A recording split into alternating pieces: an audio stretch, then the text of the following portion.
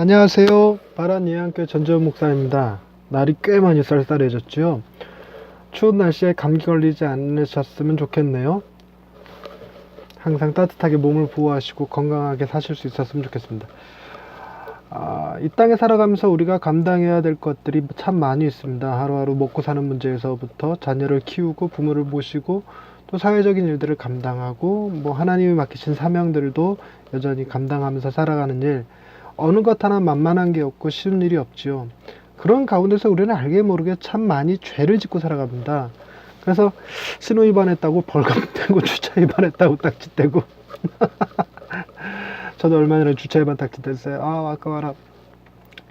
그런데 여러분, 과징금, 범칙금, 과태료 이런 말들에 대해서 잘 아십니까? 저거 되게 어색하더라고요. 뭐가 뭔지 잘 모르겠더라고요.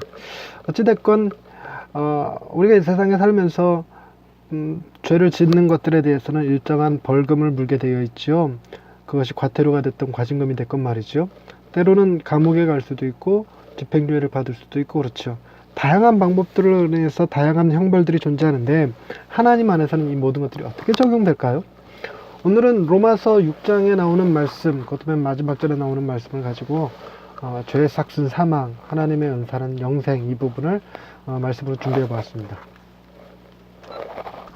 샬롬, 하나님의 평강이 삶에 가득하시기를 기원드립니다. 길에 걸린 현수막에서 가끔 과징금 및 과태료 부과에 대한 경고가 있는 것을 볼 때가 있습니다. 하지만 과징금과 과태료가 어떻게 다른 건지는 잘 모르겠지요. 둘 다 벌금을 내라는 것 같기는 한데 사실 벌금이라는 말도 따로 있어서 과징금과 과태료를 벌금이라고 했다가는 오해받을 수도 있다고 하네요. 벌금은 형사처벌의 일종으로 전과 기록이 남습니다. 하지만 과징금과 과태료는 그런 거 없죠. 벌금을 냈다는 것은 나쁜 짓을 한 범인이라는 개념이고요. 벌금을 내지 않을 경우 감옥에 수감돼서 노역을 해야 하죠. 가끔 황제노역이라는 말이 그 벌금을 대신하는 개념입니다. 과징금은 불법적으로 이득을 취한 경우에 부당 이익을 환수하는 것을 말하고, 과태료는 불법적 행위 자체를 처벌하는 개념입니다.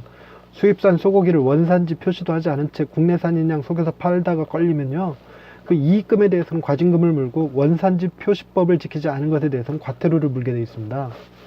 벌금은 보통 경찰이나 법원 같은 사법기관이 부과하고, 과태료나 과징금은 행정기관들이 부과한다고 합니다. 신호 위반으로 걸리면 범칙금을 내는데 이 일을 안 내면 나중에 벌금을 내야 하죠. 이는 경찰이 집행합니다. 하지만 주차 위반 딱지는 시청에서 완날하죠. 그래서 주차 위반은 과태료에 해당합니다. 벌금이나 과태료 혹은 과징금 등은 사실 우리 같은 사람들이 이해하기는 참 애매한 표현들입니다. 우리는 그저 고지서가 오는 대로 범칙금이면 돈 내고 과태료면 그냥 돈 내고 그러면 됩니다. 그냥 다 그거 같아요. 하나님의 법은 어떨까요? 율법에 따라 정해진 벌이 다양하긴 합니다. 훔쳤을 경우에는 얼마를 보태서 어떻게 하라고 되어 있고, 폭행에는 어떻게 하고, 간음은 또 이렇게 하고 등등 정말 다양하죠. 하지만 간단하게 표현하면 죄를 지은 자 사망 이라는 도식도 있습니다. 어떤 죄가 되었건 하나님의 심판대 앞에서는 모두 다 사망입니다. 다 죽었어, 이런 거죠.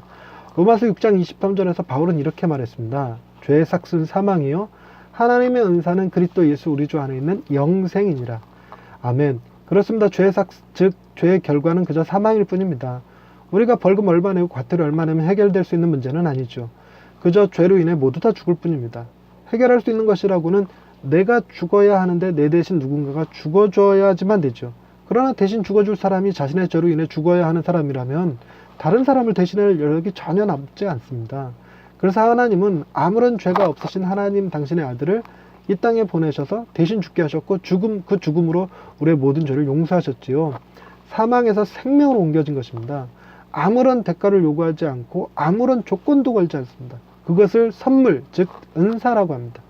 너무나 귀한 것에는 값을 매길 수 없습니다. 하나님이 모든 이들에게 주시는 햇빛과 공기와 바람과 물, 이런 것은 값을 따질 수 없죠. 물론 삼다수는 돈 내고 먹어야 됩니다. 그저 은혜로 받을 수밖에 없어요. 그렇듯 예수 그리스도의 죽음으로 인한 영생도 어떠한 값도 어떠한 조건도 걸 수 없는 오직 은혜의 선물일 뿐입니다. 내가 지은 죄를 단 하나라도 깨달을 수 있다면 우리는 주님을 더더욱 사모하고 그 안에 머물러야 합니다. 왜냐하면 그 안에 자유가 있고 그 안에 생명이 있기 때문이지요. 전혀 죄를 짓지 않고 살아갈 수 있는 능력이 우리에게 없다면 우리는 날마다 죽어야 할 이유만을 쌓아가게 됩니다. 하지만 죽어도 죽지 않는 은혜를 주님이 주셨습니다. 그래서 누군가는 고백하기를 나는 날마다 죽어요. 그러나 안 죽어요 라고 했죠. 주님이 바로 우리를 그 죽음의 올무에서 건져내어 생명의 나라로 이끄시는 분이시니까요. 할렐루야.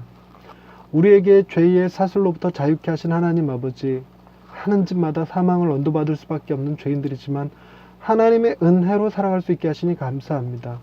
영생을 선물로 받았음에도 무엇이 부족한 사람 마냥 원망과 불평을 하던 것을 용서하여 주옵소서.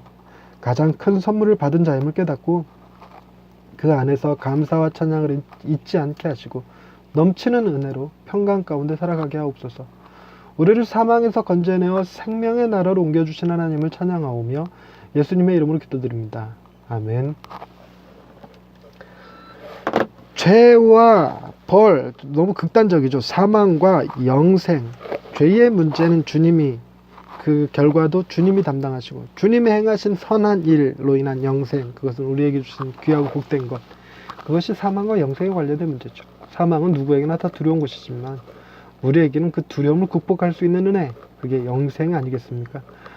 영원한 생명을 살 사람이 이 땅의 삶에 그렇게 뭘 아둥바둥 거릴 건 없겠지요. 물론 아둥바둥 거리면서 살고 있기는 하지만, 여러분 오늘 하루가 불편하고 어려운 가운데 있었을지라도 여러분 우리에게는 영생이라고 하는 아주 값비싼 은혜가 있는 사람들입니다.